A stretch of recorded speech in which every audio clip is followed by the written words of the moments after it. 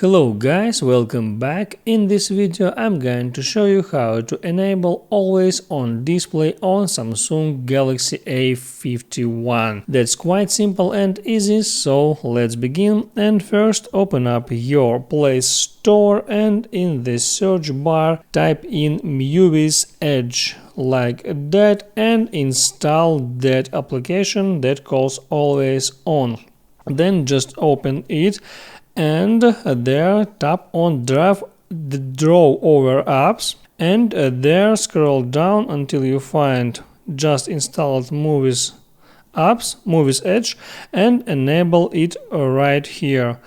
Then you can go back to that app and add there some widget like that and then tap on apply.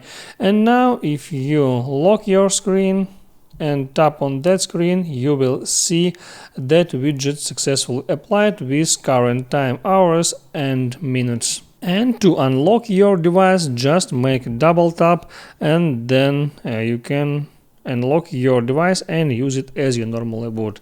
Make sure you like this video if it was helpful for you, and see you next time.